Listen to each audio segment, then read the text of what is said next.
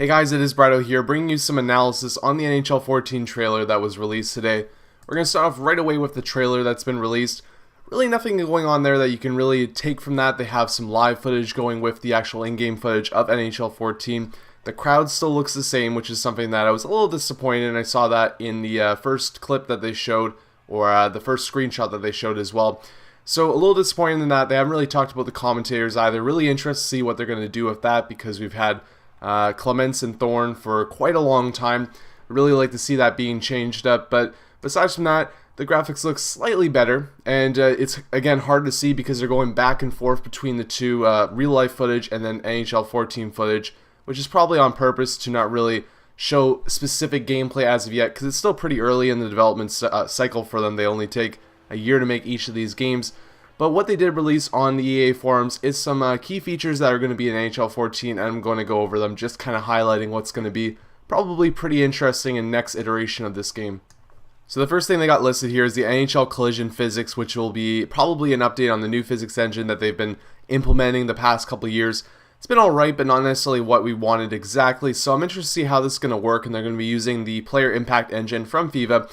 And I'll be excited to see if this is going to be a better thing or, worse, because there are issues with the FIFA engine, but this is going to be in a different environment, more closed case, bigger hits, right? So they're probably going to have to change it and make it a little bit more aggressive when you're making those big impact hits. And the other interesting part to note too is that it says the left stick control scheme is going to be the feature for this item. Normally, you're controlling your player with the left stick and you're going in for the big hit when you don't have the puck with the right stick. So I'm interested to see how that's going to work exactly, because that is the same stick that you use for actually controlling your player movement. So I can't really say that much because I haven't seen the game as of yet, but I'm excited to see what this could be potentially, and hopefully we'll have a little bit better impact on those hits coming in the future.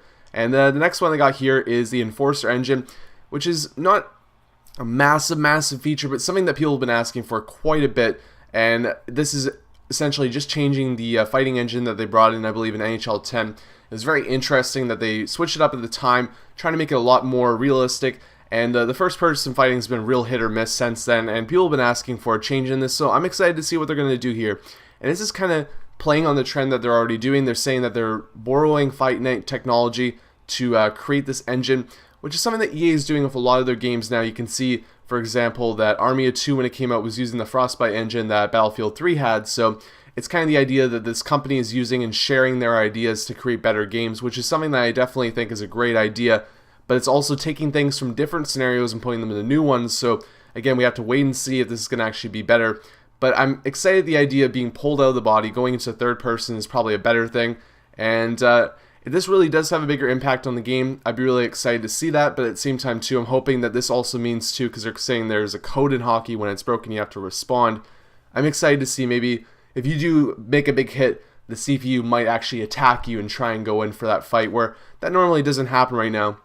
And I know you're trying to create AI to really not take penalties or anything like that, not make exploits for the player to play with, but anything like that is really kind of an interesting thing that they could take into NHL 14 and at least make it more feel realistic when you're playing it. But the big thing here is hopefully that the actual engine will work, and knowing that they're using Fight Night technology, that's probably a good thing. So again, though, we'll have to wait and see if that's going to actually be a positive.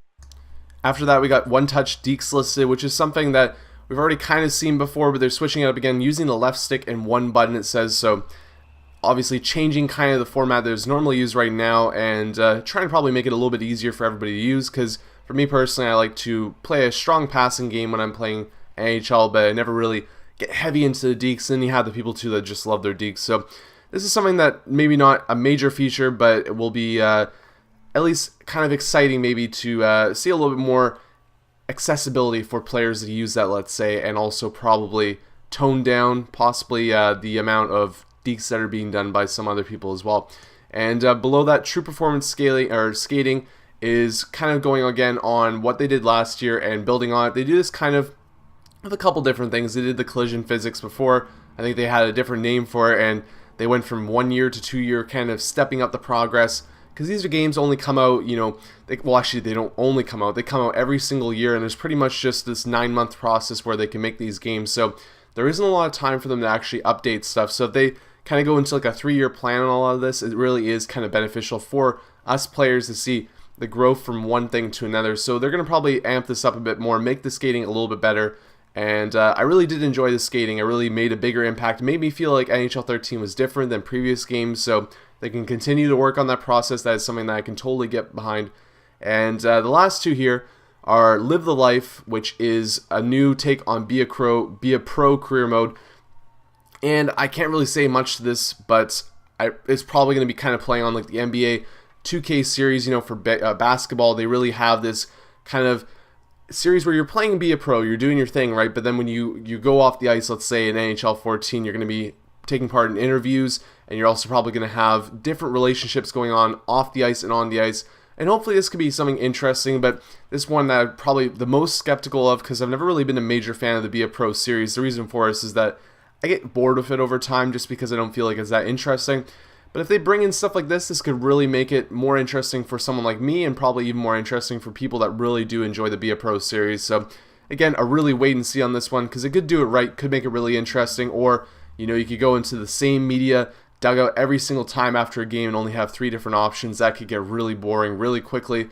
So stuff like that could work out if they do it right, but if they also make it kind of half-assed and don't put a lot of effort into it, then that could also be something that we look at, enjoy maybe for a couple weeks, and after that just wish that it wasn't even there at all. So probably the most skeptical on that. The last one here is EA Sports NHL Online Seasons, and this one's going to be kind of going into obviously the EA SHL and adding a little bit more to that. Also the Hockey Ultimate Team 2 is another thing that they're talking about in this one. And this is talking about divisions and relegation, which is something that you don't normally hear for NHL. You hear this more for FIFA, but there are NHL, or not NHL, but European teams and European leagues that do use this format. And it's something that makes it a lot more fun to play in these, having different tiers, being in the zone where you can actually move up, which makes it a lot more interesting and kind of playing with the people that are on your level, right? So probably not something that's going to have a lot of impact on actually them putting it into the game. But at the same time too, for someone playing it like me, if I'm playing Hockey Ultimate Team and I'm getting bored at one point of playing it, this could be something that really amps it up for me, where like, oh, okay, I'm going into the season here, I've got 10 games, I need to get up to that next division, I need to get to the top, because it's something that really drives all of us, I think, that you want to have that competition, you want to be the best. So if they can add this into these two kind of categories for NHL 14, I think that could really be a big impact for that part of the series, and probably also kind of get people a little bit more addicted to them as well, which is always something good for this, because you want to have people playing the game as much as you can and also not trading it in, a couple weeks after the fact. So that's pretty much it for the information that they've released thus far. There's probably going to be a lot more information coming out. This is just the trickle-down effect they're going to talk about in April, May, June, July, and August, and then we're finally going to get all the information by then. But until then, this is the first info that we can go off of. And if you want to hear anything else, you want to hear my more detailed opinions, stay tuned to the channel, because I'll be continually talking about NHL 14 up until its release, along with my NHL 13 series continuing on from that. But thanks for watching the video, guys, and I'll see you around in the future. Cheers.